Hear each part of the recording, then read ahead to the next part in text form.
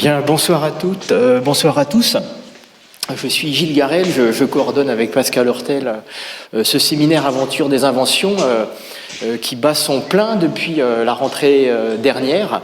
Nous clôturons avec la conférence de ce soir la thématique de l'énergie. On abordera dans 15 jours celle des transports, à nouveau avec une visite et une série de 3 invités. Et ce soir, on a beaucoup de chance, puisque nous accueillons une collègue du CNAM, une collègue qui porte une filière importante et ancienne, qui est celle du nucléaire. On est très heureux d'accueillir Emmanuelle Galichet, qui va nous parler de cette puissance invisible dont elle est une experte.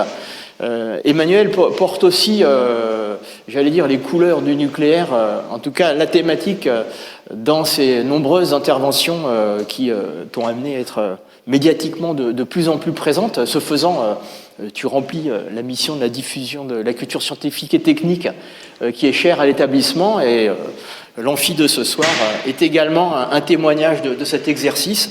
Donc on est sur un format classique, un départ symbolique ou pas à partir d'un objet, 1 heure de conférence, 1 demi-heure d'échange, on finit à l'heure, et nous excusons à nouveau des temps en déplacement, l'absence de notre administratrice générale qui aurait bien voulu être présente pour participer à la présentation, au débat. Merci beaucoup Emmanuelle. Merci Gilles, merci à toutes et à tous d'être là ce soir. Merci au CNAM et à toute son équipe sur la diffusion scientifique de me donner cette opportunité de faire cette conférence. Je vais essayer d'aller vite parce que j'ai voulu la faire trop longue comme d'habitude. Vous allez voir, je suis allée un petit peu dans tous les recoins de l'énergie nucléaire, et je vais vous montrer un petit peu ce dont on va parler ce soir. Je vais évidemment vous faire un point sur le noyau atomique, ce qu'on en sait aujourd'hui, les réactions nucléaires, où nous en sommes. Et puis vous allez voir que je vais rentrer rapidement dans le vif du sujet en vous montrant que finalement, la physique nucléaire, les réactions nucléaires sont partout. Elles sont au début de la vie, au début de l'univers en tout cas. Elles sont un peu partout. Et puis, il y a eu énormément d'innovations, énormément de progrès technologiques qui nous ont permis d'aller encore plus profondément dans la connaissance et dans les résultats de recherche.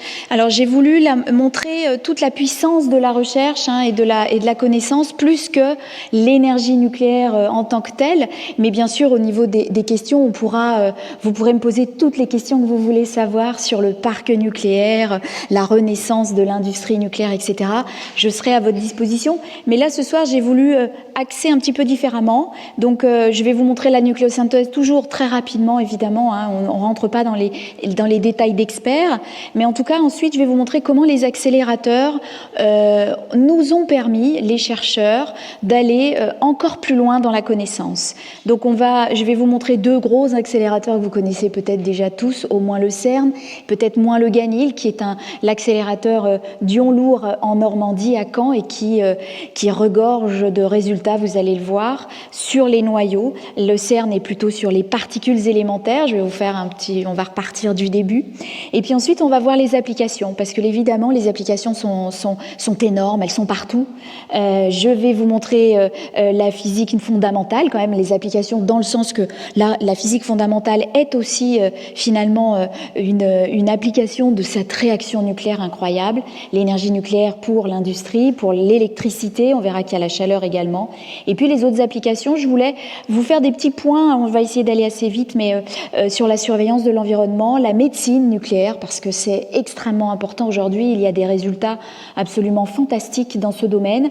Et puis l'art aussi, vous allez voir, le Louvre par exemple, avec l'accélérateur Aglaé, qui est le seul et unique au monde à être sous un grand musée d'art. Donc c'est assez extraordinaire. Donc finalement, les réactions nucléaires sont partout.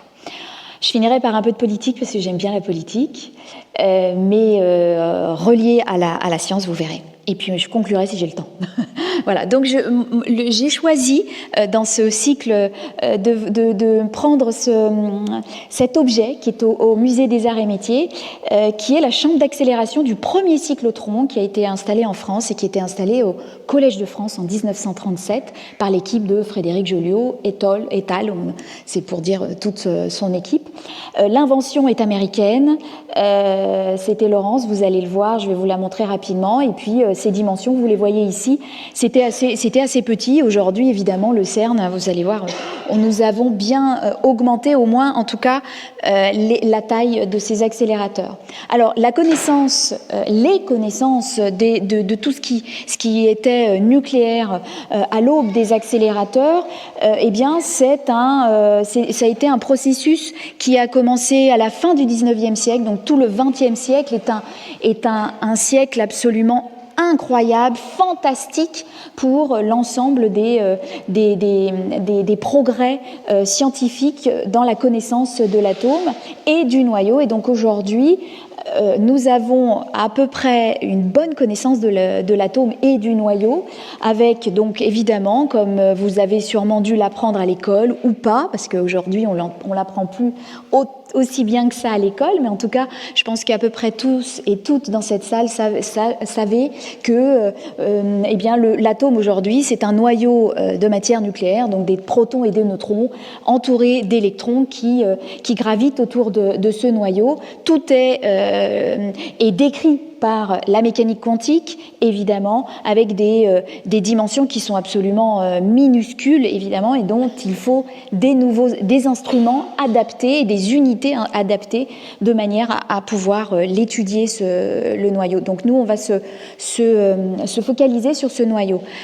Juste pour rappeler, évidemment, l'immense, incroyable, révolutionnaire équation de Einstein. Il aura un prix Nobel pour ça, évidemment. E égale MC2, tout le monde connaît. C'était quand même très révolutionnaire à l'époque. Si aujourd'hui on pouvait reprendre tout le fil, ne plus faire de physique des fois je dis ça à mes élèves, si on arrêtait de faire de la physique classique et qu'on commençait tout de suite par la physique quantique en se disant que masse et énergie c'est la même chose, vous voyez qu'on aurait des choses un peu différentes dans la vie. Alors, ça explique évidemment l'immense énergie que l'on peut réussir à extraire des réactions nucléaires. Ça vient directement, évidemment, de l'interaction nucléaire forte. Ça vient de cette fameuse équation qui fait que même avec un petit delta M, donc une petite variation de masse, eh bien, vu que vous allez la multiplier par 3 × 10⁸, qui est la vitesse de la lumière, eh bien, ça va vous faire des énergies colossales. Donc, je vous montre ici rapidement l'équivalence entre la fission et la fusion. On en parlera après, mais en tout cas, une fission, c'est 200 MeV d'énergie, c'est absolument colossal. Ça représente, c'est même incomparable avec la chimie, donc la combustion des hydrocarbures. C'est bien pour cela que les industriels et les chercheurs ont essayé de maîtriser cette énergie, parce qu'évidemment, elle était colossale. Alors, à l'aube de l'arrivée de cet accélérateur au Collège de France, eh bien, l'équipe d'Irène et Frédéric Joliot-Curie ont déjà pas mal travaillé quand même. Ils ont eu déjà un prix Nobel en 1935 pour avoir découvert la radioactivité artificielle. Donc, ils sont en train de continuer à essayer de créer en laboratoire des nouveaux noyaux, etc., etc. Et donc, ils ont comme source finalement de leur réaction nucléaire que la radioactivité, donc ce noyau qui émet soit des particules alpha, soit des photons, soit des électrons ou des positons, mais beaucoup plus souvent des électrons évidemment. Donc c'est la désintégration bêta-. Eh bien, la plupart du temps, ils utilisent finalement les hélium 4. Mais évidemment, ces hélium 4, ils sont pas, il y en a pas beaucoup. Les énergies sont assez précises, c'est entre 4 et 8 MeV, donc vous ne pouvez pas aller bien plus loin dans tout ça. Ils ont réussi à faire beaucoup de choses, mais pour aller plus loin, il faut les accélérateurs.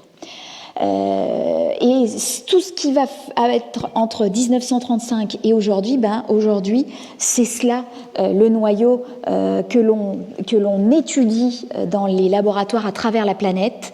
C'est un ensemble de nucléons, donc un nombre assez grand de nucléons, ça peut aller jusqu'à 200, 250, voire parfois un peu plus, qui sont décrits tous par la mécanique quantique et qui sont en interaction les uns avec les autres.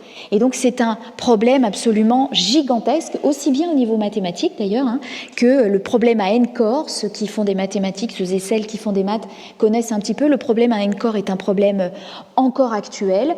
La mécanique quantique, elle est évidemment actuelle. Et puis l'interaction nucléaire, le problème c'est qu'on ne sait pas écrire F égale. Toutes les forces dans la nature, vous savez qu'il y en a 4, eh bien cette interaction, on ne sait pas l'écrire, on sait des choses sur elle, mais aujourd'hui on a encore des choses à découvrir. Et donc c'est pour ça que le noyau finalement est un endroit où tout est concentré en fait. On peut apprendre vraiment plein de choses. Donc c'est un endroit où 3 interactions sur 4 peuvent être étudiées dans nos laboratoires. Donc c'est absolument phénoménal. Alors, les réactions nucléaires, qu'est-ce que c'est ? C'est une transformation du noyau atomique en un autre. Et dans les réactions nucléaires, ce qui est différent des réactions chimiques, il y a une modification de l'état quantique du noyau. Donc, vous n'avez pas le même au début et à la fin. Je vais vous montrer un petit peu tout ce qu'on peut faire aujourd'hui comme réaction nucléaire. Mais en tout cas, on a 2 technologies qui peuvent servir à étudier, à fabriquer des réactions nucléaires et donc du coup aller étudier ce noyau. C'est évidemment les réacteurs nucléaires avec des réactions neutrons sur noyau et puis les accélérateurs de particules avec des réactions avec une panoplie de réactions un peu plus importantes, protons sur noyau, électrons, etc., etc. Donc tout ça, c'est fait à travers la planète dans les accélérateurs et certaines fois dans les réacteurs également. Donc on va la noter, on va la décrire de manière mathématique, cette réaction nucléaire, comme une réaction chimique en fait. Donc ça, on ne va pas être, les physiciens nucléaires là-dessus n'ont pas été très exotiques. Ils ont gardé la même définition et la même description mathématique. Donc vous allez avoir des produits à l'entrée, des radionucléides qu'on va appeler des parents, et puis des descendants ou des fils qui seront les résultats finalement de votre réaction. Donc voici ici des calculs théoriques qui vous montrent comment des noyaux peuvent réagir entre eux lorsqu'ils sont accélérés. Donc ils auront une vitesse et puis ils vont se rencontrer dans une cible. Vous allez le voir, je vais vous en montrer un peu plus. Et vous voyez que suivant plein de paramètres, vous allez avoir des choses absolument différentes en ce qu'on va appeler dans la voie de sortie. Donc la voie d'entrée, vous aurez toujours en général en réaction nucléaire au moins bien sûr 2 partenaires, mais ensuite dans la voie de sortie, vous voyez que la réaction du bas, eh bien c'est ce qu'on appelle la multifragmentation, qui est une réaction qu'on étudie au Ganil en priorité et sur laquelle d'ailleurs j'ai fait ma thèse il y a très très longtemps, donc c'est pour ça que je l'ai mise. C'est un endroit où j'ai plein de tendresse depuis le temps. Voilà. Donc, les différentes réactions, des réactions de fusion, des réactions de fission, des réactions de multifragmentation, les réactions de spallation, on va juste enlever quelques petites particules au noyau résultant, la radioactivité, évidemment, la radioactivité naturelle. Dans ce cas-là, vous n'avez pas une rencontre entre 2 noyaux, mais un seul noyau qui va émettre quelque chose. Donc ça fait partie des réactions nucléaires. La photodésintégration, dans ces cas-là, vous avez un gamma qui va arriver, un photon qui va arriver sur les noyaux. Et donc vous voyez que tout ça, toute cette panoplie de réactions vous permet d'aller en savoir un peu plus sur plein de choses, et en particulier le noyau, mais aussi notre univers, le Big Bang, la nucléosynthèse, dont je vais vous parler également après. Donc, je vous montre les 2 grandes réactions, évidemment, qui sont la fission et la fusion, puisque c'est celles qui, quelque part, vont aussi nous permettre d'avoir industriellement de l'électricité. et bientôt sûrement de la chaleur. Donc la fission, vous avez deux manières de faire de la fission, soit elle est spontanée, alors c'est très très rare, c'est une radioactivité naturelle mais qui est extrêmement rare. La deuxième, c'est la fission qu'on appelle provoquée, et là c'est ce que l'on fait justement dans un réacteur nucléaire, en prenant un neutron qui va aller rencontrer un gros noyau. Le neutron, c'est intéressant dans les réactions nucléaires parce qu'il n'a pas de charge électrique, donc il a la possibilité de s'approcher très facilement des noyaux, alors que les particules qui ont des charges électriques, vous connaissez, des fois aussi les aimants se séparent, mais en tout cas les deux aimants se séparent si ils ont le même signe, et donc le neutron est très très intéressant pour ça, et c'est pour ça qu'on fait beaucoup de réactions neutrons-noyaux. Donc dans ces cas-là, l'énergie évidemment va être libérée, et c'est celle dont je vous parlais tout à l'heure, c'est à peu près 200 MeV par réaction de fission, ce qui fait que vous allez voir, je vais vous faire une petite diversion entre le subatomique et le macroscopique dans un réacteur. Vous allez voir qu'il faut des 10 puissance 20 fissions dans un réacteur pour qu'évidemment faire de l'électricité. Donc je vous mets aussi The Mechanism of Nuclear Fission, qui est le premier article de Bohr et Wheeler qui est sorti en 1939 et qui est encore aujourd'hui la base de nos codes de calcul, de nos théories pour décrire le noyau. Et c'est eux qui ont expliqué de manière théorique, avec un vrai modèle, le fait qu'un noyau, quand on lui apporte de l'énergie, des fois ça va faire une espèce de pâte de chewing-gum, comme vous pouvez imaginer ça, et quelque chose qui va changer de forme, qui va se mettre en espèce de cacahuète, et puis après les deux noyaux résultants vont se libérer. Par contre, cette fission, ceux qui l'ont découvert de manière expérimentale et qui ont eu la première intuition théorique. Alors la première intuition théorique, c'est une femme, Lise Meitner. Je vais essayer au fur et à mesure de vous montrer qu'il y a quelques femmes. Ça va être compliqué parce que évidemment beaucoup d'hommes, peu de femmes, mais on espère que dans l'avenir il y en aura plus. Alors c'est Lise Meitner qui, pendant la guerre, son neveu Otto Hahn est parti d'Allemagne, est resté en Allemagne, pardon, et elle a dû partir. Ils ont fait des expériences et ils pensaient trouver un noyau plus lourd que l'uranium, donc ils ont fait une expérience avec de l'uranium, donc ils pensaient faire des super lourds, créer des noyaux un peu plus lourds, puis manque de peau, dans leur détecteur, ils trouvent des noyaux avec une masse moyenne. Et là, ils se disent, bon sang, mais comment c'est possible, etc. Et c'est Lise Meitner en se disant, mais oui, E égale MC2, donc si au début de la réaction, il y a une variation de masse, et bien évidemment, il doit y avoir une variation d'énergie. Et donc, ça veut dire que il y a deux fragments qui vont être émis, qui vont partir avec cette énergie cinétique et qui vont... et voilà, et ça, c'est le début de l'épopée de la radioactivité de manière industrielle. La fusion, par contre, on l'a vu en même temps, évidemment. C'est pas tout à fait la même chose. On fait ça avec des noyaux légers parce que les noyaux, ils aiment pas fusionner ensemble, évidemment, puisque si on enlève les électrons, ils ont la même charge et donc deux noyaux ont pas du tout envie de fusionner. Donc c'est plus facile avec des petits noyaux. Et dans la réaction de fusion qu'on utilise la plupart du temps, c'est deutérium plus tritium. Donc ce sont des isotopes de l'hydrogène. Et dans ces cas-là, en voie de sortie, vous allez avoir un neutron et de l'hélium 4. L'hélium 4, c'est super parce que c'est la particule la plus stable qui existe. Donc tranquillement, elle va aller faire son chemin de particules stables. Et puis le neutron, lui, il a quand même une énergie un peu forte. 14 MeV, c'est très très important pour un neutron.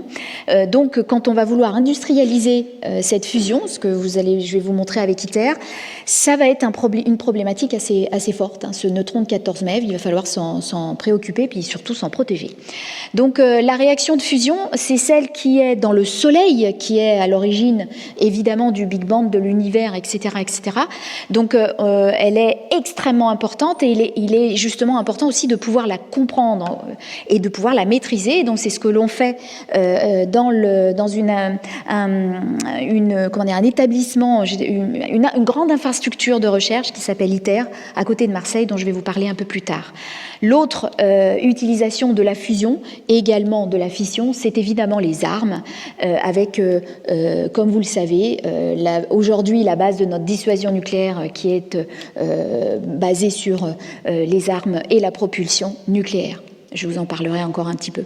Donc la nucléosynthèse, rapidement, c'est que des réactions nucléaires en fait. La nucléosynthèse, c'est-à-dire la création de notre univers, depuis le début, quelques minutes, quelques secondes même après le Big Bang, ça a été des réactions de fusion. D'abord avec la fusion de l'hydrogène et de l'hélium, donc des petits noyaux, et puis au fur et à mesure, quand les températures n'étaient plus assez importantes, eh bien on est passé sur d'autres réactions et on est passé donc de ce qu'on appelle la nucléosynthèse primordiale à la nucléosynthèse stellaire, où là on va aller faire de la fusion d'éléments plus gros jusqu'au fer, et ensuite il va falloir faire exploser ces étoiles en fait pour pouvoir faire ce qu'on appelle la nucléosynthèse explosive, où là les noyaux vont capturer des neutrons parce que tout a explosé, donc il y a des particules et notamment des neutrons qui vont être émis dans l'espace intergalactique, et donc du coup vous allez pouvoir créer par capture de neutrons au fur et à mesure des noyaux plus lourds. Donc vous voyez que finalement les réactions nucléaires, elles ont été la base de nous, de la vie sur Terre. On a l'habitude de dire que nous sommes des poussières d'étoiles, c'est bien dans ce cas-là de la nucléosynthèse. Donc voilà, grâce à cela, on a ce fameux tableau que tout le monde a dû voir. Alors là, autant la physique nucléaire, on ne s'est pas trop enseigné à l'école, autant le tableau de Mendeleïev, ça, tout le monde normalement l'a vu parce qu'on le fait en général en troisième. Donc tout le monde a dû le voir. Là, je vous le présente avec les atomes en fonction de la nucléosynthèse, le moment où ils ont été créés. Mais en tout cas, grâce à cela, eh bien, nous avons aujourd'hui le tableau de Mendeleïev absolument rempli. Maintenant, les chercheurs en physique nucléaire vont essayer d'aller plus loin et ils vont aller vers les super lourds dont je vous parlerai tout à l'heure. Voilà. Donc les accélérateurs, je passe à la partie numéro 2 sur les accélérateurs. On va voir comment ça marche. Et deux accélérateurs. Aujourd'hui, je vais vous montrer déjà ce que c'était à l'époque. Et puis, vous allez voir vraiment la partie absolument incroyable du progrès technologique que nous avons fait, que nos pères ont fait dans le passé. Donc, la chambre à vide au musée, je vous invite évidemment à aller la voir. C'est une photo ici. Vous avez, alors je ne sais pas si je vais essayer de voir, mais voilà. Vous avez ici le canal d'injection donc des particules.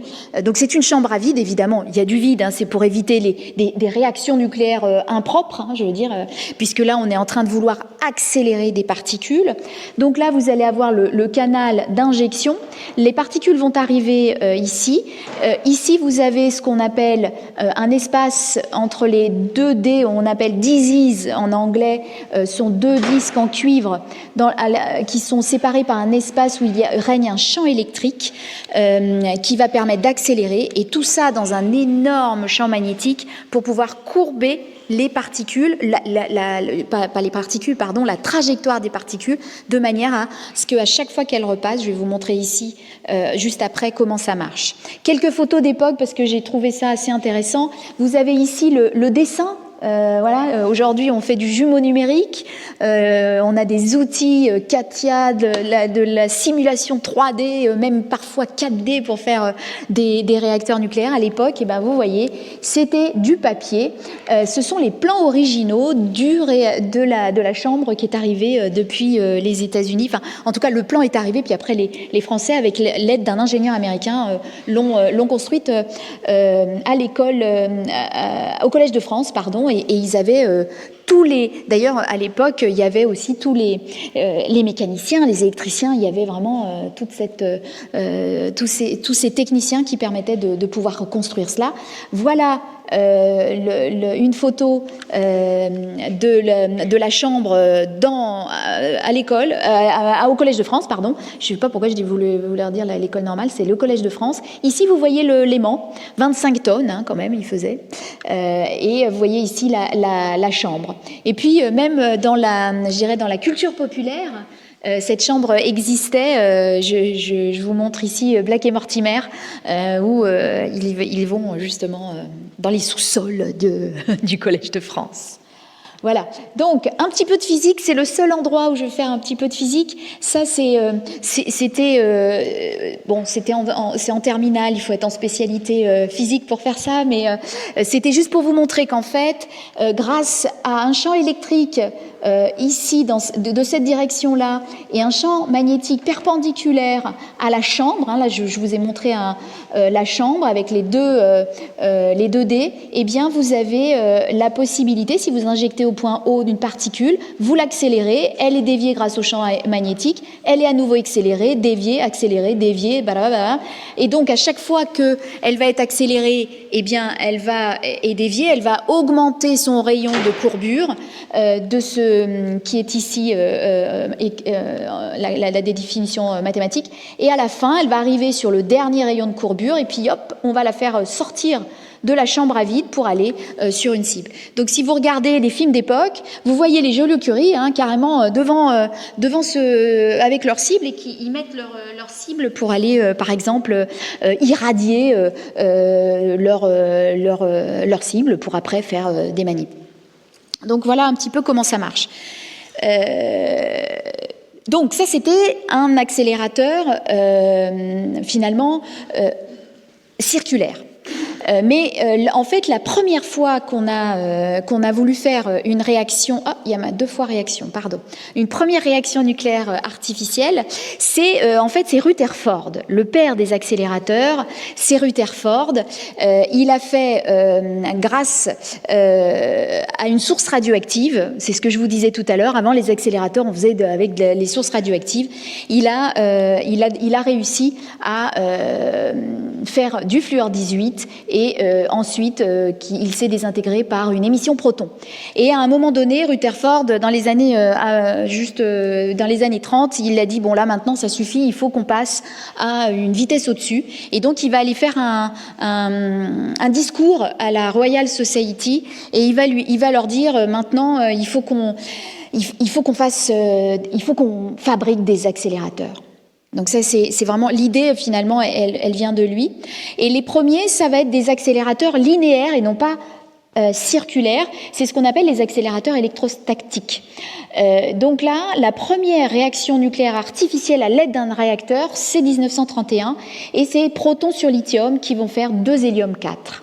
Et donc là, vous avez seulement... Ah ben non, je suis bête, c'est là qu'il faut que je me mette.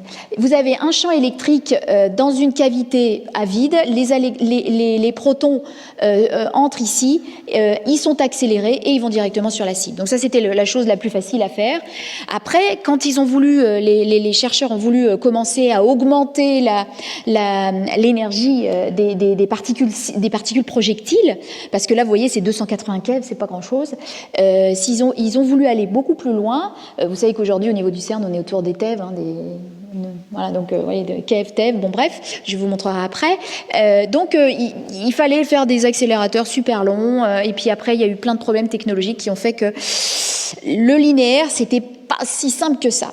Et donc, Lawrence, avec un de ses étudiants en thèse, Livingstone, va mettre au point ce fameux cyclotron. Donc, vous avez ici le premier en photo, il est dans les mains de Lawrence. Vous voyez que c'était vraiment tout petit. Il avait un diamètre de 13 cm, il accélérait des protons jusqu'à 80 keV, c'était tout petit, et ça coûtait pas grand-chose à l'époque. Et vous voyez encore une fois le dessin dans la thèse de Livingstone de cet appareil. Donc c'est assez incroyable d'avoir ce genre de dessin aujourd'hui. Alors aujourd'hui, évidemment, il y en a plein des accélérateurs, c'est énorme. Vous en avez des linéaires, vous en avez des circulaires, ce qu'on appelle des synchrotrons, des cyclosynchrotrons, des collisionneurs, etc., etc. Un accélérateur absolument que tout le monde a eu chez soi, sauf ceux qui n'ont pas de télé, c'est évidemment le tube cathodique de vos télés. Donc il y avait des centaines de millions d'accélérateurs dans les foyers. Aujourd'hui, il n'y a plus rien, mais on a bien eu des accélérateurs, dont des réactions nucléaires pour regarder la télé. Aujourd'hui, je vous montre là le CERN, 27 km de circonférence. C'est celui qui est en bas, pardon. Là au-dessus, c'est le Ganil. Vous avez ici à peu près une centaine de mètres pour une des parties d'accélération.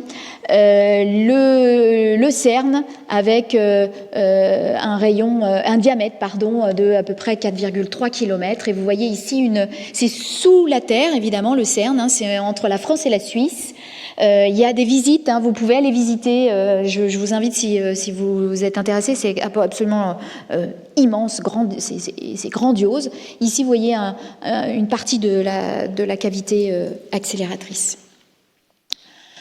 Dans le monde, beaucoup d'accélérateurs et beaucoup pour pas seulement la physique nucléaire fondamentale, mais aussi pour des applications. Vous voyez, je vous ai mis ici la médecine. On fait beaucoup aussi pour la physique des matériaux. On va permettre aux matériaux d'être plus résistants, moins malléables. Enfin, un peu de tout ce qu'on veut faire. On peut réussir à le faire avec ce qu'on appelle un implanteur, l'implantation ionique. Donc l'industrie utilise beaucoup les accélérateurs, également pour la stérilisation des aliments, pour produire des semi-conducteurs, pour, vous allez le voir, l'art, l'environnement, etc. Les accélérateurs sont un petit peu partout. Et donc, vous voyez que finalement, la recherche fondamentale, c'est la petite ligne là, ici, dans le pourcentage. Donc, c'est quand même pas énorme. Par contre, c'est évidemment les plus immenses. Voici les accélérateurs d'ions lourds, donc ça veut dire pas les particules élémentaires comme les protons, mais bien des ions, donc des gros noyaux, à partir de l'alpha, on va dire. Vous voyez ici de la carte du monde en 2020, ça fait beaucoup d'accélérateurs, beaucoup d'équipes à travers le monde qui continuent à faire de la physique nucléaire fondamentale avec des accélérateurs d'ions lourds. Quelques chiffres, juste pour vous montrer que ça coûte beaucoup d'argent, évidemment, de faire de la physique nucléaire et d'avoir des infrastructures type les accélérateurs. Vous avez ici voilà, voilà, à peu près les euros qui... ah non, c'est pas... Excusez-moi, c'est pas... le budget annuel pour la physique nucléaire, c'est 1 giga euro pour à peu près les 200 accélérateurs qui sont utilisés. Vous allez voir, la directrice du CERN donne une petite image pour cette histoire de coût. Le coût aujourd'hui, c'est partout dans la vie. On parle de coût au niveau politique partout. Il faut savoir qu'en fait, la plupart des prix Nobel ont été gagnés quelque part grâce aux accélérateurs et grâce à ces immenses recherches qui ont évidemment besoin d'infrastructures coûteuses, mais qui permettent d'accumuler des connaissances absolument gigantesques. Alors, les différentes étapes d'une expérience, juste pour vous montrer un petit peu tout ce qu'on fait lorsque on fait une expérience avec un accélérateur. D'abord, il va falloir produire les particules chargées qui vont être ensuite accélérées. Ensuite, on les accélère. Ensuite, Ensuite, on les accélère ici. On doit les guider, les focaliser pour que votre faisceau soit le plus fin possible, pour aller sur les cibles, pour pouvoir faire des réactions nucléaires. Autour de ces cibles, vous avez des détecteurs, ou plus...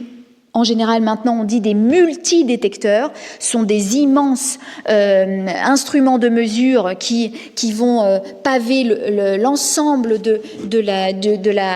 on dit des multidétecteurs 4 pistes, c'est-à-dire qu'ils pavent vraiment tout l'espace autour de la cible au milieu, donc pour permettre d'avoir des mesures les plus précises possibles. Et puis ensuite, vous allez analyser toutes ces données. C'est ce qu'on appelle du big data aujourd'hui. Il n'y a pas une seule manip, on va dire, en physique nucléaire fondamentale qui n'utilise pas toutes les méthodes qui viennent de l'analyse des données massives, ce qu'on appelle le big data, parce qu'évidemment, vous faites énormément de collisions, des milliards et des milliards de collisions, et il faut aller les trier suivant le résultat que vous voulez avoir. Donc, les résultats, ensuite, évidemment, c'est des publications, c'est des conférences, c'est comme dans la recherche, vous avez la dernière partie qui est finalement très commune à l'ensemble des activités de recherche.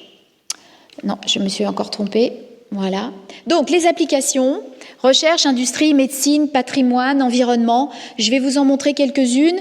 La médecine, évidemment, extrêmement intéressante, important pour l'humanité. L'industrie, vous allez voir aussi le réacteur nucléaire, mais là, pour le coup, c'est pas un accélérateur. Je vais vous montrer le GANIL et le CERN. Et puis aussi, on verra l'art avec l'accélérateur Aglaé. Voici les 4 gros équipements, grosses infrastructures en France. Soleil, le CERN, le SRF à Grenoble et le GANIL à Caen. Nous sommes bien dotés en France. Malgré la baisse drastique ces dernières années des budgets de recherche, nous avons la chance d'avoir des infrastructures qui sont internationales la plupart du temps, et donc ça nous permet d'avoir sur notre sol des grands instruments avec des collaborations industrielles et internationales, et cela, ça fait partie de ce petit coin de politique que je voulais vous montrer tout à l'heure.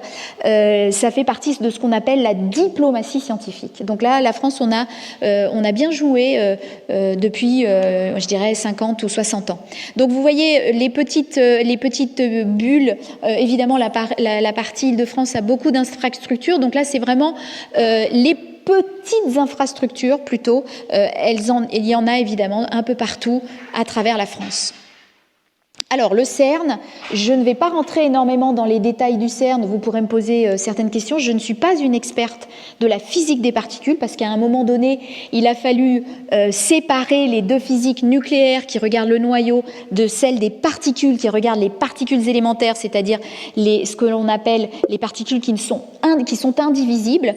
Et donc, c'est deux manières de voir, d'étudier finalement la matière nucléaire et les particules un peu différentes, avec des méthodes qui d'ailleurs très souvent quand même se recoupent, et notamment les fameuses méthodes Big Data. Donc ici, je vous montre le collisionneur du CERN avec les 4 détecteurs aux quatre antipodes du cercle, qui sont des énormes multidétecteurs, et puis plein d'autres petits accélérateurs qui permettent de faire de la médecine, qui permettent de faire des ions lourds radioactifs, etc., etc.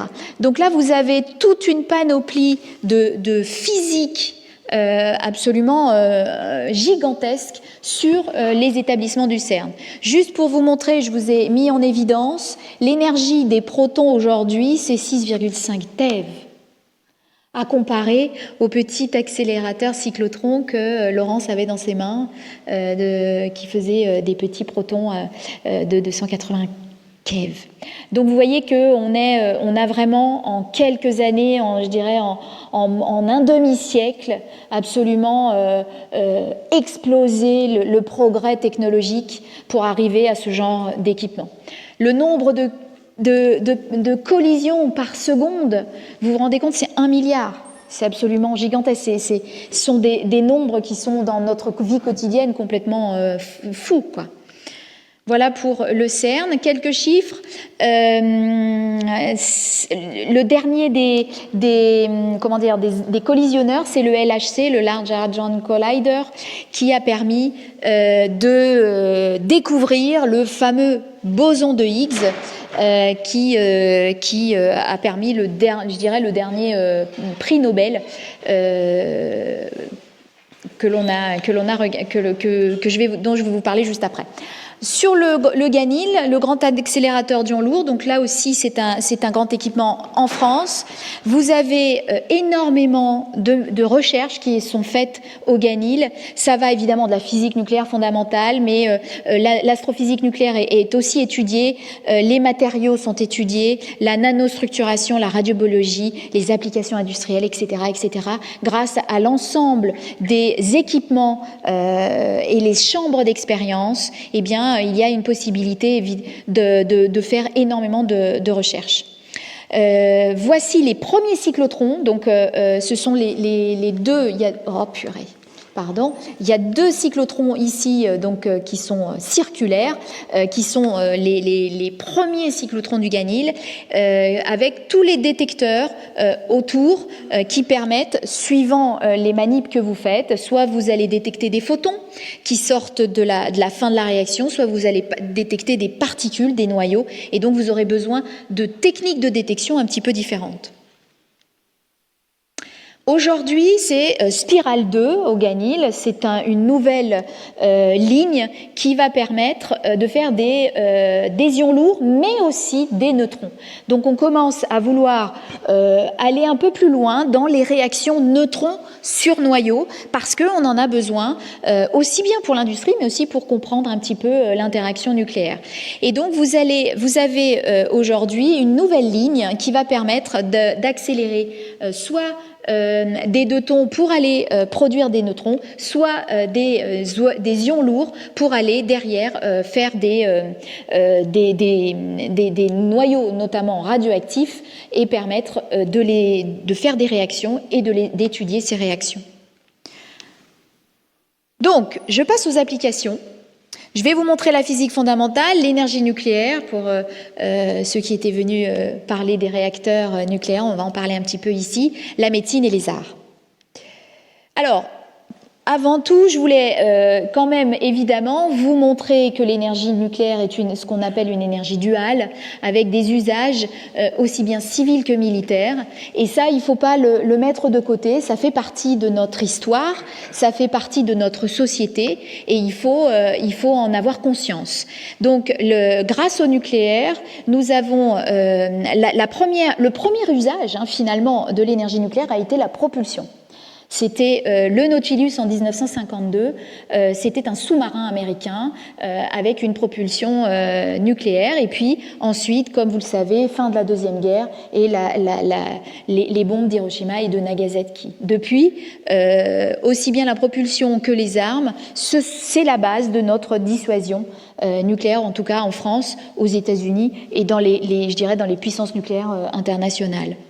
Son usage civil, elle s'est énormément... là, vous voyez qu'il y a énormément d'usages différents. Depuis le premier qui a été l'électricité en 1957, avec la médecine presque en même temps. D'ailleurs, Laurence et les Joliot-Curie pensaient déjà à pouvoir faire on fait aussi même des manips pour traiter les cancers, même à l'époque, dans les années 1937, 39 et 40. En tout cas, au niveau industriel, l'électricité a été la première des applications. Ensuite, certains pays se sont lancés également dans la chaleur. La médecine, avec du diagnostic et de la thérapie. Et enfin, énormément d'applications industriels, depuis les matériaux, les semi-conducteurs, le vin pour la datation des grands crus de Bordeaux, c'est assez sympathique à voir. L'agroalimentaire, évidemment, avec la stérilisation, la détection, ça peut aller sur la sécurité, évidemment, et la datation grâce au carbone 14. Alors, la physique fondamentale. Donc, comme je vous le disais, il a fallu des instruments de plus en plus importants, imposants, pour aller aller visiter le quark, finalement, qui est le dernier des constituants de la matière, qui aujourd'hui est la particule qu'on pense être indivisible. Donc, les nucléons, les protons et les neutrons sont constitués de quarks. Le noyau est donc constitué de nucléons, etc., etc. Et donc, vous remontez à la matière. Donc, vous allez aller, grâce à ces accélérateurs, avec des énergies de plus en plus grandes, casser finalement avec les réactions nucléaires, vous allez pouvoir casser cette matière pour aller voir et visiter, voir un petit peu comment se réagissent les nucléons, les noyaux ou les quarks. Donc les quarks, c'est le CERN, les noyaux, c'est le Ganil, c'est les ions lourds, c'est la physique nucléaire, le quark, c'est la physique des particules, et l'entre-deux, parfois physique nucléaire, parfois physique des particules, c'est je dirais, l'étude du proton, du nucléon, le proton en particulier, et le neutron. Donc, la physique au CERN, je vous ai fait des petits dessins juste pour vous montrer que c'est quand même pas si simple que ça. Nous sommes aujourd'hui le modèle standard, peut-être certains d'entre vous ou certaines d'entre vous en ont entendu parler, voyez, le modèle standard explique l'ensemble des phénomènes aussi bien sur Terre que dans l'univers grâce à 24 particules, les fermions et les bosons. Je ne vais pas rentrer dans les détails, vous pourrez me poser des questions sur certaines choses si vous voulez, mais en tout cas, le boson de Higgs est pour aujourd'hui le modèle standard et pour les trois messieurs chercheurs qui ont émis l'idée qu'il existait un boson de Higgs dans les années 60, et ils ont eu le prix Nobel en 2012 pour cela, grâce au CERN, au LHC, qui l'a découvert dans des milliards et des milliards de données. C'était vraiment la tête d'épingle dans une botte de foin, hein, comme on dit, mais ils l'ont trouvé avec une précision absolument gigantesque. Et donc aujourd'hui, c'était la pièce manquante du puzzle qui permet d'expliquer comment finalement les particules acquièrent de la masse. Donc vous voyez que masse, énergie, tout ça c'est un peu complètement corrélé. Et donc c'est cette physique-là qui est regardée au CERN. Nous, au Ganil, en physique nucléaire, donc de physique des ions lourds, on va dire plutôt, eh bien, on va aller regarder les noyaux, et donc on va finalement passer de ce fameux tableau de Mendeleïev à une autre carte qu'on appelle la charte des radionucléides, qui est ici, où vous avez ici le nombre de protons en Y et le nombre de neutrons de votre noyau en X. Et nous, les physiciens nucléaires et les physiciennes nucléaires, nous essayons de mettre toutes nos recherches, tous les noyaux que nous connaissons, que nous essayons, que nous créons en laboratoire, on les met sur cette carte. Et donc vous voyez grâce aux accélérateurs, avec l'invention des accélérateurs et puis le progrès absolument gigantesque, depuis les années 35, voilà aujourd'hui, tous les noyaux qui sont là ont été découverts, ils ont été synthétisés, on les a mesurés, on a mesuré leur durée de vie, on a fait une spectroscopie, ça veut dire qu'on a édité quelque part une carte d'identité. Donc chaque noyau qui est sur cette carte, il y en a autour de plus de 3000, ils ont tous une carte d'identité comme vous et moi. Donc ça a été un travail colossal évidemment, avec des collaborations internationales absolument gigantesques. Donc aujourd'hui, un peu plus de 3000 noyaux connus et 118 éléments, c'est-à-dire que là, vous voyez, on a rajouté les derniers éléments et notamment le 118, Z égale 118 dont je vais vous parler après.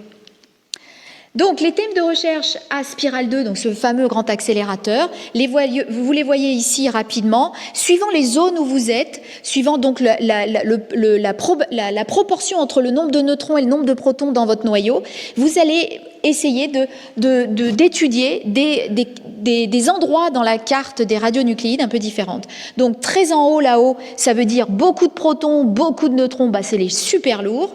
Alors ça, c'est assez génial parce que les théoriciens prédisent que lorsque l'on va arriver à Z égale 126, 120, 126, 130, on ne sait pas trop encore, suivant les modèles, il pourrait y avoir un îlot de stabilité. Ça veut dire des noyaux stables, mais énormes, comme on ne connaît pas encore, on n'en a encore jamais vu.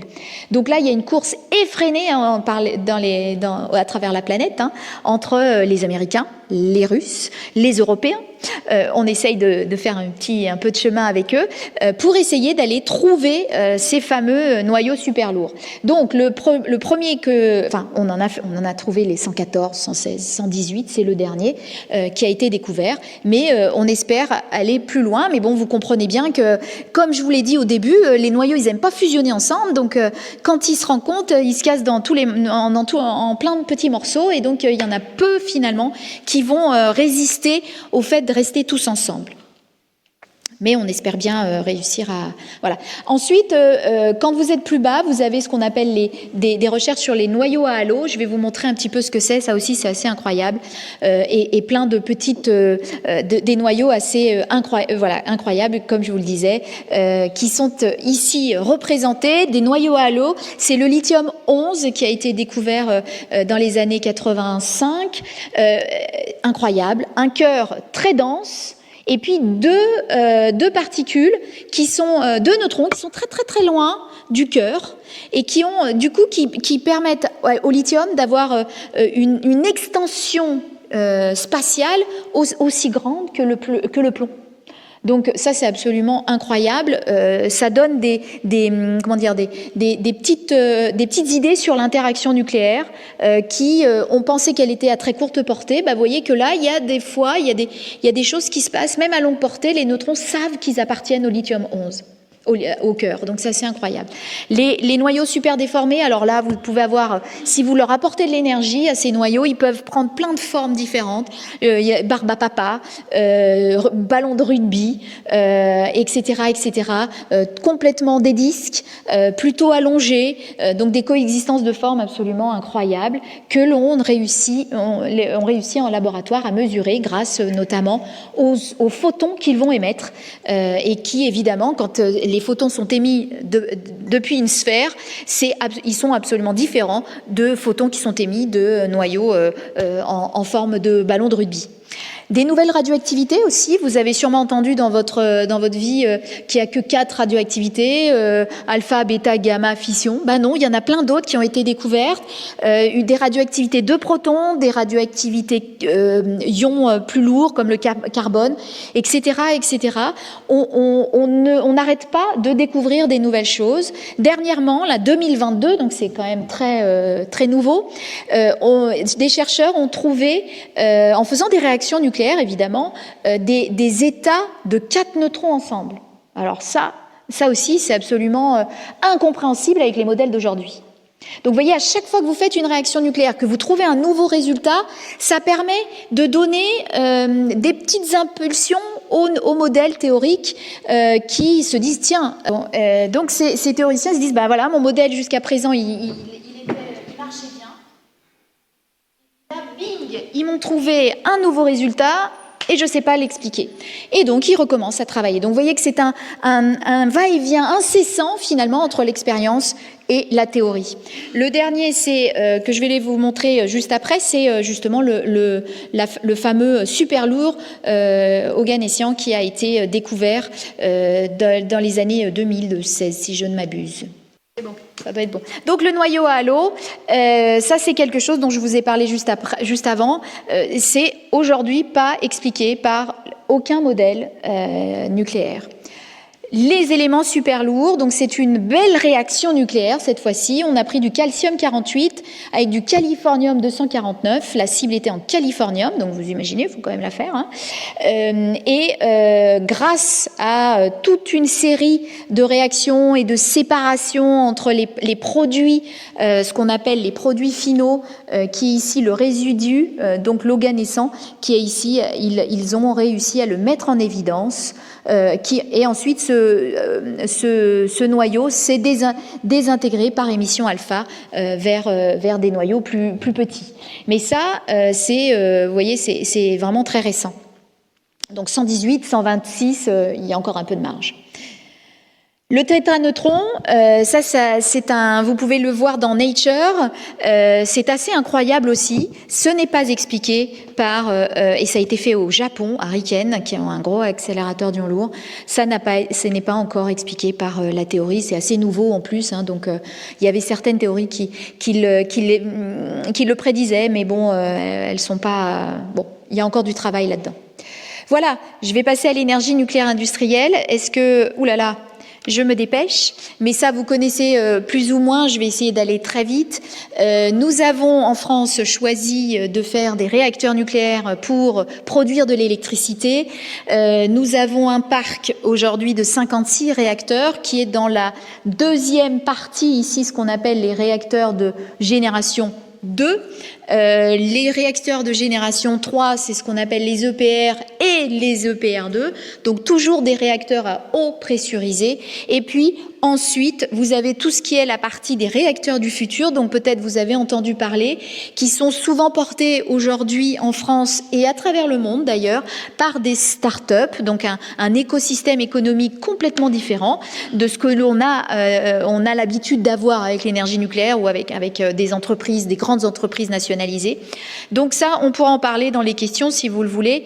Bon, je connais assez bien. Donc le réacteur nucléaire, rapidement, 2 réactions nucléaires qui ont lieu à l'intérieur du réacteur. 2 réactions de capture d'un neutron, donc par l'uranium 235 et par l'uranium 238, qui permet d'aller produire ces fameux 200 MeV. Et puis quand il y en a plein, quand il y a plein de fissions, évidemment, vous pouvez avoir une énergie continue, pilotable et abondante. Une dernière petite équation mathématique que j'adore, parce qu'elle est absolument, elle est presque aussi élégante que E égale MC2, parce qu'elle montre la puissance thermique d'un réacteur, donc ce qu'on appelle la physique macroscopique de tous les jours, hein, la puissance thermique d'un réacteur. Donc, vous savez, un réacteur sur notre parc, c'est 900 mégawatts jusqu'à peu près 1,4 gigawatts électriques. Et là, vous avez de l'autre côté un taux de fission et une énergie qui décrivent finalement la physique subatomique, puisque c'est vraiment les fissions et donc la physique fondamentale. Donc vous avez, avec un signe égal au milieu, une équation mathématique qui vous montre que finalement, grâce à la physique subatomique peut engendrer une puissance macroscopique. Je trouve ça assez incroyable. Un petit réacteur naturel aussi que nous avons eu au Gabon. Certains ou certaines d'entre vous en ont peut-être entendu parler. On a découvert que dans certains endroits du monde, et en particulier au Gabon, il y a 2 milliards d'années, un réacteur nucléaire naturel. C'est-à-dire qu'il y avait à l'époque beaucoup d'uranium, hein, avec une abondance dans le sous-sol beaucoup plus importante qu'aujourd'hui, puisque vous remontez en 2 milliards d'années en amont.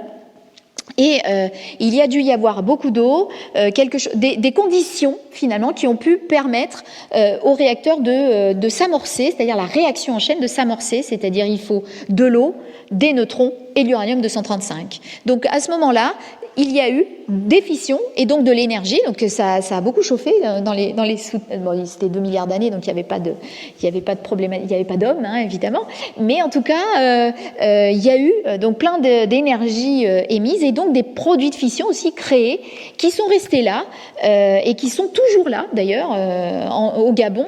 Et on les a découverts parce que des compagnies minières ont voulu aller chercher de l'uranium pour les réacteurs et ils se sont rendus compte que lors d'une analyse de routine en France, eh bien, le minerai qui arrivait de Clos avait pas du tout le pourcentage d'uranium qu'il devait avoir. Et donc ils ont fait plein d'études et ils se sont rendus compte qu'en fait il y avait eu un réacteur naturel. Je trouve que c'est une histoire assez incroyable. Voilà. Et donc aujourd'hui, la pierre qui est ici, hein, qui est finalement cette pierre qui vient de ces réacteurs nucléaires, donc plein de produits de fission, plein d'actinides mineurs, etc. C'est dans un musée de l'AIEA à Vienne. Voilà. Donc, à quoi peut répondre l'énergie nucléaire ? Eh bien, vous le savez, ça produit de l'électricité. Demain, sûrement, en tout cas dans certains pays, ça produira également de la chaleur. La chaleur, vous savez qu'elle est très, très carbonée. Aujourd'hui, on fait beaucoup de chaleur en brûlant du gaz ou du pétrole, évidemment. 60% de la chaleur industrielle, notamment, est utilisée, est produite grâce aux fossiles. Donc, il va falloir s'en séparer, pas de la chaleur, des fossiles. Donc, il va falloir trouver d'autres manières de faire de la chaleur. Et donc, l'énergie nucléaire est une possibilité, comme d'autres, pour cela. Nous verrons dans le futur, on pourra en parler si vous le souhaitez. Pour les réacteurs du futur, il va falloir répondre à quelques exigences avant d'être construits. Je passe très vite là-dessus. Si vous avez des questions, on pourra y revenir. Évidemment, les réacteurs du futur doivent être aussi sûrs que ceux d'aujourd'hui, voire plus sûrs, évidemment. Ils doivent coûter moins cher. C'est sûr, ils doivent être non proliférants, ça veut dire qu'on ne peut pas utiliser leur combustible pour en faire des armes. Ils doivent s'intégrer dans un mix électrique où il y aura évidemment des ENRI, des énergies renouvelables intermittentes. Et surtout, ils doivent être durables. Ça veut dire qu'ils doivent faire attention à leur combustible, c'est-à-dire économiser le combustible, les matières premières, et donc ça, et bien sûr essayer de produire le moins possible de déchets, mais ça c'est c'est l'exigence number one, on va dire, de la durabilité industrielle. Et ça, l'économie de combustible, on peut le faire avec l'énergie nucléaire grâce à ce qu'on appelle les réacteurs de 4e génération aux neutrons rapides. Donc si vous voulez qu'on en discute, on pourra en discuter ensemble lors des questions. Voici un petit peu les nouveaux, vous avez peut-être entendu dans la presse, il y a beaucoup de buzz, beaucoup de bruit autour de ces petites start-up, etc. Stellaria, Autrera, Neward. Donc on peut en parler si vous le voulez. Il y a beaucoup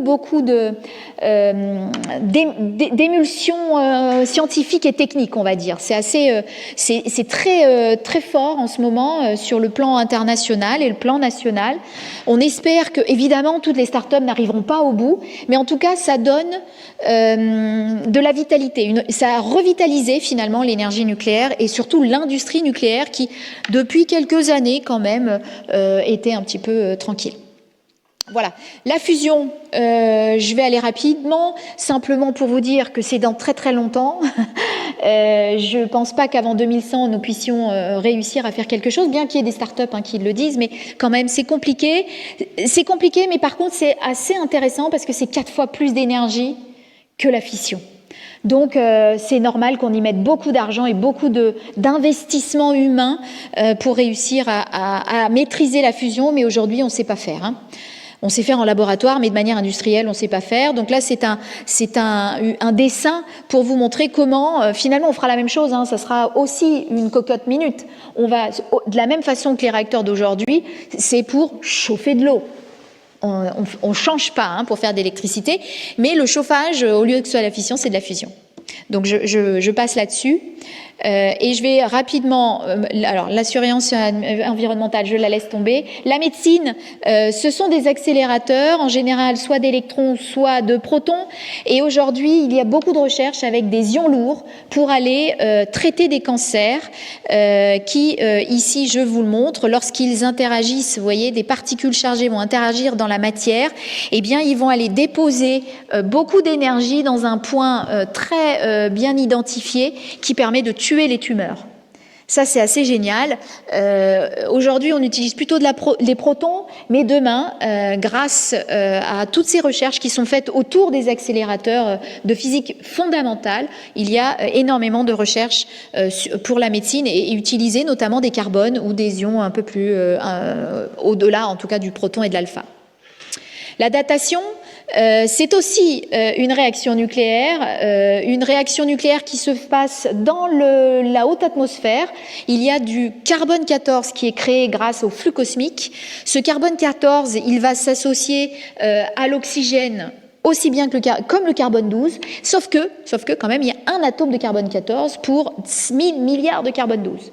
Donc évidemment, c'est le carbone 12 qui est privilégié, mais dans tous les organismes vivants, eh bien, quand ils vont respirer, manger des aliments, ils vont avoir des carbone 14 qui vont être dans leur organisme, et quand ils vont mourir, ben cela, ça va s'arrêter. Et grâce à cette comparaison entre le nombre de carbone 12 et le nombre de carbone 14, vous voyez, en fonction parce que le carbone 14 est radioactif, donc il va se désintégrer avec une certaine période qui est de 5730 ans, eh bien, vous allez pouvoir remonter à l'âge de l'organisme, soit, par exemple, je vous montre ici la grotte Chauvet qui a été datée grâce à cela. Prix Nobel, évidemment, pour le monsieur dont je ne me rappelle plus le nom, j'ai oublié de le mettre, voilà, et je l'avais mis dans l'autre slide et je ne le sais plus. Lily, je crois, Willy, bon, bref. Voilà, datation. Le Louvre avec la même chose où on va réussir, vous voyez ici des jolies images d'œuvres d'art qui vont être datées grâce à Aglaé en dessous du Louvre. Je m'arrête là. Ok, bon. Je vais vous montrer juste ce que c'est qu'aussi le soft power. C'est important. Je vous remercie pour votre attention et désolée, j'ai été un peu longue.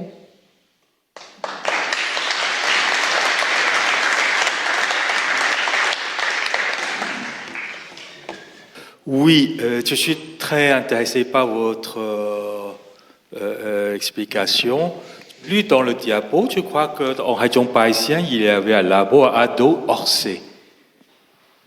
J'ai pas compris la question. C'est Alto à Orsay? Oui, oui. Oui, c'est aussi un accélérateur. Je l'ai pas mis parce que vous voyez déjà j'étais en dehors. Je cherchais, c'est plutôt les labos qui en région parisienne. Est-ce qu'à part Orsay, il y a d'autres? Ah bah il y a à Orsay, dans la région parisienne, oui quand même, il y a le CEA à Saclay qui a bon, je vais pas revenir, mais oui il y a d'autres. Mais Orsay, l'IGC Lab maintenant est effectivement le laboratoire en Île-de-France qui fait de la physique nucléaire fondamentale. Ouais, je vous remercie. Oui, bonjour. Vous parlez de noyaux super lourds et après donc. Je me souviens plus du nombre exact, ça doit être 230. Et après, vous parlez d'éléments. Est-ce que vous pouvez spécifier un peu pourquoi un noyau super lourd n'est pas caractérisé comme élément? Très bonne question, effectivement. Un élément, c'est un élément chimique. Donc, il faut que l'union des chimistes mondiaux, je sais plus comment ça, ceux qui éditent la table de Mendeleïev, ils disent, bon, ok, celui-ci, je suis d'accord, c'est un élément. Donc, au début, quand nous, les physiciens nucléaires, on fait des manips, on a des noyaux qui sont des ions en fait. On regarde les ions, donc ils ont pas d'électrons autour d'eux. Et donc quand on va les caractériser, on les caractérise notamment avec leur désintégration et on caractérise le noyau. Après, il faut que les chimistes mettent le tampon pour que ça devienne un élément. Donc il y a un petit laps de temps entre le moment où les super lourds sont passés de découvertes scientifiques en physique nucléaire à leur petit carré dans la table de Mendeleïev qui est les éléments chimiques. Merci pour votre présentation. Pourquoi est-ce qu'on pense que le quark est le dernier élément non indivisible, non divisible? Ah bah, bonne question. Pour l'instant, dans l'état actuel de notre connaissance et des progrès technologiques, notamment au CERN, nous n'avons jamais réussi à le casser. D'accord, donc la physique va maintenant, il y a ce qu'on appelle la physique au-delà du CERN, au-delà notamment du LHC. On va voir, mais pour l'instant, effectivement, toutes nos théories, même la théorie du Big Bang, du début de l'univers, c'est une soupe de quark au début. Donc aujourd'hui, je dis bien, c'est dans l'état de nos connaissances actuelles, on pense que le quark est indivisible. Bonsoir, merci pour cette présentation. Je me posais une question par rapport au réacteur de génération 4. Oui. Est-ce que vous pensez, par rapport un peu aux évolutions de la R&D qu'il y a actuellement, que la construction d'un réacteur type Phénix ou Super Phénix se refera un jour? Qu'est-ce que vous pensez peut-être même de Phénix et Super Phénix? Merci de me poser ce genre de questions. Alors effectivement, ça s'appelle vous savez, des fois on a des poignards qu'on nous met dans le cœur. La France était leader des 4e générations des réacteurs à neutrons rapides avec Phénix, Rhapsody, Phénix, Super Phénix, le CEA étant le fer de lance de ce genre de réacteurs avec des prototypes qui fonctionnaient bien, qui ont été arrêtés sur raisons politiques.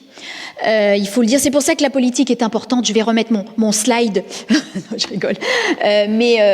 Voilà. Aujourd'hui, on est reparti sur des petits, sur des micro-réacteurs, ce qu'on appelle les Small Modular Reactors ou les AMR, les Advanced Modular Reactors, parce que pour essayer de passer à travers les pouvoirs politiques, il est clair que ce qui serait bien plus intéressant, c'est des plus gros. Ça serait, l'idée initiale était géniale de nos pères. Il n'y avait pas de mère, mais il y avait des pères à l'époque des années 70 quand ils ont fait une vraie planification à long terme, une vision très long terme, ce que je mets ici. Ils s'étaient dit, bon, on fait un parc pour nous permettre d'avoir la masse de plutonium et d'uranium-238 assez importante pour pouvoir ensuite passer à des surgénérateurs, c'est-à-dire des réacteurs à neutrons rapides qui, dans ces cas-là, grâce à l'uranium-238, font du plutonium et donc vous utilisez tout le potentiel de l'uranium naturel, puisque je vous rappelle, l'uranium naturel, 0,7% d'uranium-235, c'est ça qu'on utilise dans les cœurs de réacteurs aujourd'hui, puis tout le reste, il est stocké, on en a plus de 350 000 tonnes sur notre territoire. Ça veut dire que si un jour, et j'espère vraiment que le pouvoir politique va prendre conscience de cela, grâce à ces stocks énormes d'uranium-238 et nos 300 tonnes à peu près de plutonium qui sont pas encore assez pour faire tout un parc, évidemment, mais qui sont le début, eh bien, nous partons pour des milliers d'années d'énergie nucléaire abondante et à un coût raisonnable. Évidemment, quand je dis coût raisonnable, au début, c'est pas raisonnable puisque c'est capitalistique, c'est une industrie capitalistique, donc il faut mettre beaucoup d'argent au début. Mais après, c'est hyper rentable. Parce que le coût du combustible dans le coût du kilowattheure, c'est à peine 5%. Donc, c'est extraordinaire. Donc, effectivement, j'espère que j'appelle de tous mes voeux les réacteurs à neutrons rapides. Petite précision, vous, en ce qui concerne Superphénix, enfin ces réacteurs à neutrons rapides, on associe le plutonium avec l'uranium-238, c'est ça? Oui, okay. Tout à fait. Merci. En fait, le plutonium est le noyau fissile, l'uranium-238 est le noyau fertile. Donc, ça nous permet de faire de la fission avec le plutonium et d'alimenter la fission grâce à l'uranium-238 qui se transforme, quand il mange du neutron, après 2 petites étapes, il se transforme en plutonium-238. Je vous l'avais montré, je peux peut-être revenir rapidement, parce qu'effectivement, c'est ça qui est important. Je ne sais pas si je vais arriver à aller jusque-là. Si ça va aller, je vais l'avoir là. Je le mettais dans... ça, c'est pas pratique. Voilà, pardon. Ici, vous voyez, d'ailleurs, entre parenthèses, déjà dans un cœur de réacteur aujourd'hui, il y a du plutonium c'est un tiers de l'énergie produite qui est faite avec du plutonium, déjà dans nos cœurs d'aujourd'hui. Donc en fait, nous on utilise l'uranium-235 en majorité puisqu'on a un combustible enrichi à l'uranium-235, donc on fait en priorité cette réaction de fission. Mais vous avez cette deuxième, donc un noyau fertile qui va se transformer. Vous voyez, il mange juste un neutron, donc il fait 239, il reste en 92, c'est toujours un uranium. Puis après, 2 désintégrations bêta-, 93 neptunium, et il arrive au plutonium. Et là, bing, avec les neutrons qui sont dans le cœur, il fissionne. Donc vous avez 2 réactions qui vous permettent de faire des fissions et de l'électricité. Bonsoir. Bonsoir. Merci beaucoup pour votre conférence extrêmement intéressante et extrêmement instructive. Merci. Alors, je rebondis sur la politique et les régénérateurs de 4e génération.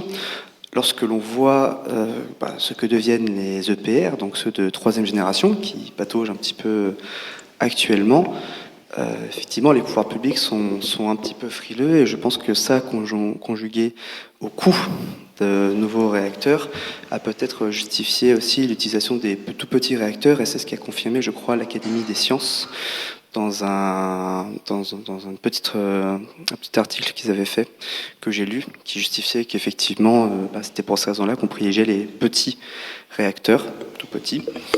Alors, la question que je me pose, c'est est-ce que aujourd'hui, avec la politique écologique actuelle et le désastre, si on peut dire, des générateurs de 3e génération, est-ce que ça a encore une chance d'aboutir? Est-ce que les centrales nucléaires ont encore un espoir? Puisque même encore aujourd'hui, on est obligé de refabriquer des dômes et de réparer des dômes qui sont en train de vieillir de manière un petit peu... un peu trop vite, quoi. Vous parlez des enceintes de confinement? Oui. En France? Oui. D'accord. J'étais pas au courant qu'on les réparait. Elles sont vérifiées, effectivement, mais je ne savais pas qu'elles tombaient en ruine et qu'on les réparait. Je vais m'enseigner. Alors non, vous avez totalement raison de parler de fiasco de l'EPR. C'est une vraie aberration aujourd'hui d'avoir autant dépassé le coût et le planning d'un objet industriel de ce type. Alors, à la décharge de ceux qui sont aux manettes industrielles, c'est un objet qui est absolument hyper complexe. La sûreté nucléaire, la manière dont ça a été conçu, l'EPR, c'était, vous vous rappelez, c'était les Allemands et les Français, on prend toutes les exigences les plus, parfois même un peu farfelues, mais bon, on prend toutes les exigences, on les met dans le design de ce réacteur qui à l'époque était entre guillemets nouveau. Donc évidemment, c'est un fiasco, ça coûte bien trop cher, et c'est pour ça aussi, effectivement, vous avez raison, que l'idée d'aller passer sur des petits réacteurs, on divise par 10 le coût, quoi. Moi, j'ai l'habitude de dire, un EPR, c'est 10 milliards, un SMR, c'est 1 milliard. Bon. Sauf que, de toute façon, au niveau énergie, vous faites 10 fois moins d'énergie, évidemment. Donc, même peut-être des fois moins. Bon, bref. Donc, il faut faire attention à ça. Ce que, je vais pas être politiquement correcte, mais ceux et celles qui me connaissent, savent que je ne le suis jamais. Ça, c'est un problème de formation, en fait, le fiasco de l'EPR. Voilà. Aujourd'hui, en France, on a un système de formation qui est absolument en déroute, un lycée qui est absolument en déroute. Les sciences ne sont plus enseignées, la technologie, on n'en parle pas, les mathématiques, pas de problème. On sait plus ce que c'est qu'un signe égal, on en est carrément parfois à ça. Donc on se retrouve avec des cohortes de jeunes et de moins jeunes qui, depuis 20 ans, ont eu un système de formation qui s'est adapté à une politique française qui était la désindustrialisation et une économie de service. Donc vous allez dans les lycées, les bacs STMG, il y en a partout. Bon.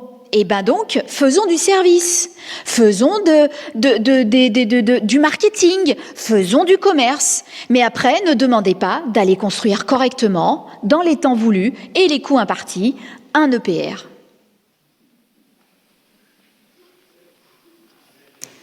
Voilà. Est-ce que vous pouvez en dire un peu... Ouais, pardon. Comment ? On va couper... Vous voulez que je redise ? Non. Merci pour la présentation. J'avais juste une question sur la partie production de chaleur. Ouais. On entend souvent parler de la production d'énergie sous forme d'électricité. Est-ce que vous pouvez décrire un peu ce qu'il y a dans cimenterie, fonderie, les ordres de grandeur de température qu'on peut atteindre? Oui, les températures, vous avez raison. J'avais un autre slide, mais autrement, ça faisait 200, là, déjà, bon, bref. Donc, effectivement, la chaleur, en général, de manière industrielle, on la classe en 3 grandes catégories de température. Vous avez en dessous de 200 degrés, c'est de la chaleur résidentielle et tertiaire. Donc, c'est ce qu'on appelle communément les réseaux de chaleur. Et là, vous avez, par exemple, une start-up en particulier qui a été sélectionnée par le France 2030 et qui propose du réseau de chaleur résidentiel.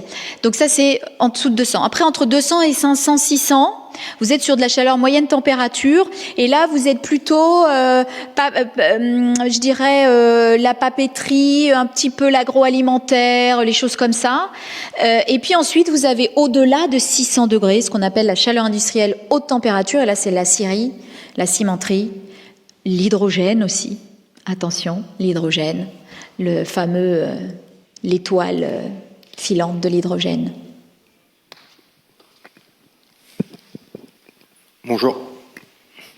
Bonjour. Ici. Ah oui, pardon. Oui. Excusez-moi, merci beaucoup pour cette présentation passionnante et pour vous pousser un peu dans le politiquement incorrect. Votre avis sur la fusion ASN-IRSN? Fusion ASN-IRSN. Alors, j'ai été interviewée sur France Culture jeudi dernier là-dessus d'ailleurs. Et aussi, oui, c'est très d'actualité. Alors, l'organisation du contrôle et de l'expertise en France a été décidée il y a entre guillemets à peu près une vingtaine d'années, au moment où les pouvoirs politiques, la puissance publique avait décidé d'arrêter le nucléaire, et donc nous étions dans une stratégie où on conservait le parc, donc il fallait simplement surveiller le parc et puis démanteler. Le démantèlement, franchement, c'est voilà, c'est plutôt du génie civil, quoi. Hein. On y va avec des gros bulldozers, quand même. Hein. C'est pas, voilà.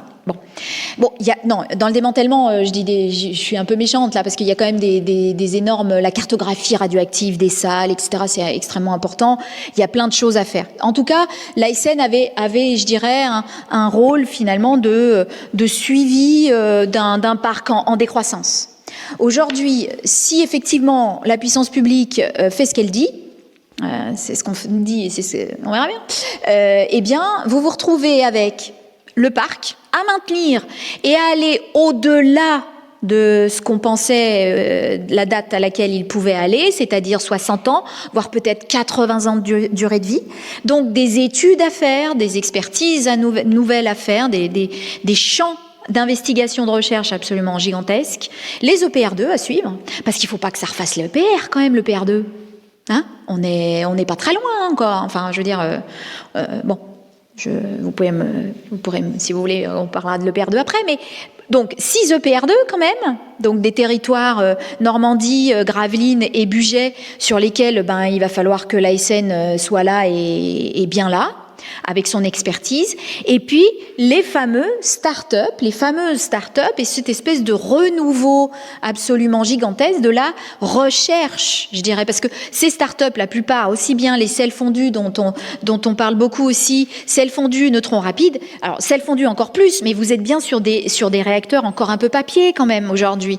Donc il y a beaucoup de choses à regarder. En plus, ils sont très innovants, donc ils disent, nous on va faire des choses, mais pas du tout comme Phénix, Superphénix, Astrid. Donc vous voyez bien que là, il y a besoin d'une organisation de contrôle et d'expertise absolument immense, parce qu'il va falloir inventer, je dis bien inventer, les nouvelles réglementations de sûreté du futur. Ça, aujourd'hui, l'organisation telle qu'elle est, ils n'y arriveront pas. Ils sont 500 d'un côté, 1500 de l'autre. Ils n'ont pas les compétences parce que personne les a. Il faut vraiment y aller là. Il va falloir faire de la vraie recherche, comme dans le bon vieux temps de l'industrie nucléaire. Donc il y a beaucoup de choses à faire et ils sont pas organisés pour. Donc à partir de là, on a tout dit. Il faut réorganiser. Mais il faut réorganiser intelligemment. Je n'ai pas à me prononcer sur quelque chose qui est en fait de la responsabilité de l'État. Je pense qu'effectivement, dans l'état où on est aujourd'hui, ça marche pas. Aujourd'hui, il faut quelques années pour qu'un dossier de sûreté, juste d'un changement, je sais pas, je vais dire une bêtise, mais le changement d'une porte dans le cœur du réacteur, dans le bâtiment réacteur, il faut faire un dossier de sûreté et vous en avez pour 2 ans, quoi. C'est pas possible.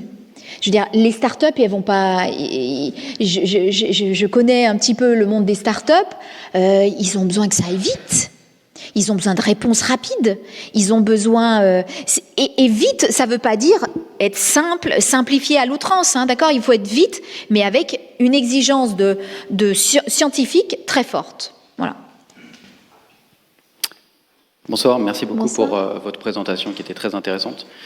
J'ai à peu près 3 questions, je pense, mais je pense que vous avez répondu à la 3e. La première, c'est sur ITER. On attend des résultats du prototype pour 2050, peut-être un peu plus. Vous avez parlé de 2100 pour, je suppose, une production électrique. J'avais des questions, ma question porte sur peut-être une version qui serait en cours de fabrication côté chinois. Donc c'est ma première question. Ah, ça, j'ai pas de... Je suis pas allée regarder ce que fait la Chine sur la fusion. Ça m'étonnerait pas qu'ils aient déjà fait plein de trucs, parce que quand je vois comme ils vont vite dans la fission, mais je me suis encore pas. Là, je sais pas. Je mets le joker. Ok, il n'y a pas de souci. Ma deuxième question, elle est sur les résultats que donne James Webb, donc le télescope. A priori, ça remettrait en cause un peu le modèle standard aujourd'hui. Et du coup, ça veut dire qu'il y a des nouvelles particules, des nouveaux bosons à trouver. Le LHC n'est pas dimensionné pour les trouver, je crois. Du coup, est-ce que vous pouvez nous en dire plus sur un prochain LHC qui serait de dimension beaucoup plus grande ? Waouh! Wow, super question, merci de l'avoir posée. Je mets mon joker. Non. Alors, le au-delà du LHC, je voulais faire des slides sur au-delà de 2040, au 2050, mais vous voyez qu'il faudrait faire une vraie conférence seulement sur la physique du LHC. Il n'est pas clair que ce soit des collisionneurs proto-protons, il y a des gens qui pensent à des trucs avec des collisionneurs avec des électrons, il y a énormément de foisonnement, et pour l'instant, ce que j'ai lu, mais encore une fois, je suis pas une physicienne des particules. Ce que j'en ai lu, il semble que rien, mais alors aujourd'hui, rien n'est arrêté et qu'on est vraiment dans un processus encore de réflexion. Surtout qu'apparemment, il y a quand même beaucoup moins d'argent que ce qu'il devrait y avoir. Du coup, j'attaque la troisième question, et vous en avez un petit peu parlé, c'est sur ces nouveaux acteurs dans l'énergie nucléaire. J'ai l'impression qu'on retrouve un petit peu ce qui s'est passé dans le spatial. Absolument. Et du coup, la question, c'est quelle est votre vision sur ces nouveaux acteurs qui sont du domaine privé, qui s'accaparent du coup cette énergie nucléaire, cette compétence-là. On connaît les fins qui peuvent arriver dans le spatial. On connaît aussi les risques du nucléaire dans la militarisation. Est-ce qu'il y a un risque de laisser des acteurs privés s'accaparer ce marché-là ? Ouais. Merci. Oui, c'est une question qui revient très souvent. Alors moi, en tant que chercheur, j'ai envie de dire, la science appartient à tout le monde. Les résultats scientifiques appartiennent à tout le monde. Juste pour vous, la petite plaisanterie, les brevets de la réaction en chaîne, ils appartenaient au CNRS avant la guerre. Et ils ont été donnés pour 0 € au CEA. Bon. Comment ? Et maintenant, maintenant c'est au CEA. Donc, quelque part, vous voyez, ils n'ont pas les chercheurs de l'époque, ils n'ont pas fait de fortune sur. Tant pis, parce qu'en fait, nous, quand on fait de la recherche, c'est pour la connaissance mondiale. Après, vous allez me dire, ouais, mais ça, c'est vraiment le bisounours. Hein. Aujourd'hui, il y a la guerre partout, il y a des extrémistes un peu partout, etc. Il faut quand même faire attention. Et vous avez raison. Donc, pour l'instant, rien n'est tranché. L'AIEA y veille. L'AIEA, hein, vous vous rappelez, l'Agence internationale de l'énergie atomique, lorsqu'elle a édité un manuel du primo-entrant, hein, du pays primo-entrant. Donc il y a beaucoup d'exigences à avoir avant de se lancer dans l'énergie nucléaire.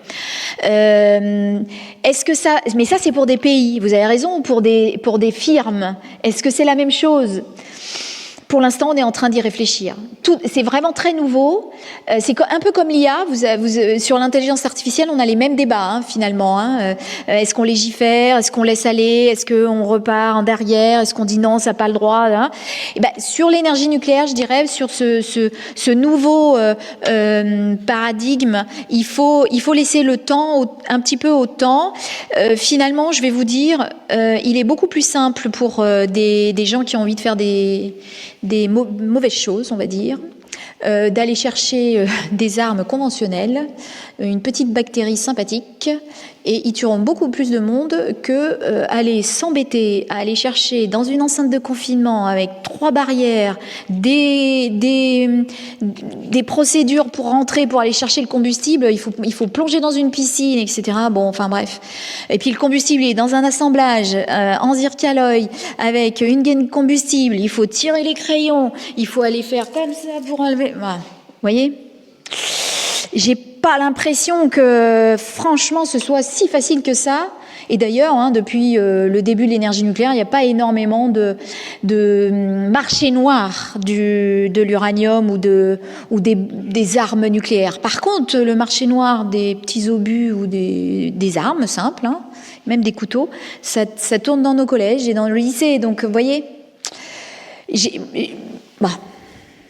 mais vous avez raison, il faut y réfléchir. Il faut y réfléchir avec.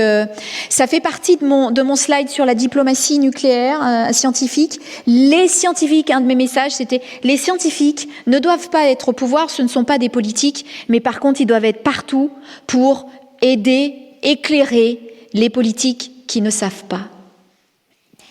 Sur cette magnifique parole, dans ce temple du savoir, nous allons arrêter et remercier une nouvelle fois Emmanuel.